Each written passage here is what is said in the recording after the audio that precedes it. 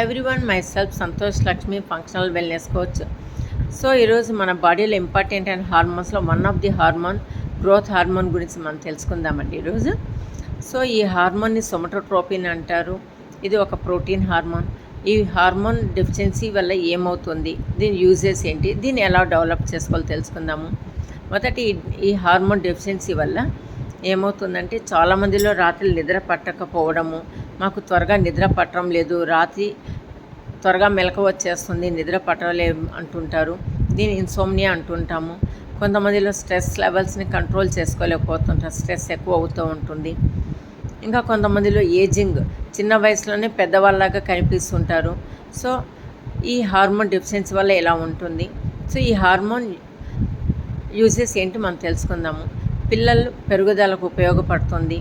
పెద్దవాళ్ళు అయితే కనుక వాళ్ళ గ్లూకోజ్ లెవెల్స్ని నియంత్రిస్తుంది.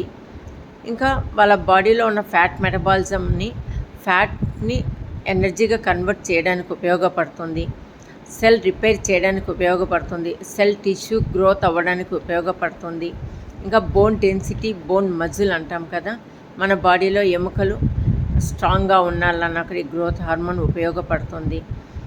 సో దీన్ని మనం ఎలా డెవలప్ చేసుకోవాలంటే, మనం మంచిగా సమతుల్య ఆహారము, న్యూట్రిషన్ ఫుడ్ తీసుకోవడము, ప్లస్ ఒక 15 నిమిషాల నుంచి 20 నిమిషాలు మెడిటేషన్ చేయడము, వాకింగ్ ఆర్ యోగా ఒక 30 నిమిషాలు చేయడము, ఇలాంటి మనము మంచి హ్యాబిట్స్ని దైనందిక జీవితంలో అలవాటు చేసుకున్నట్టయితే గ్రోత్ హార్మోన్ డెవలప్ చేసుకోవచ్చు.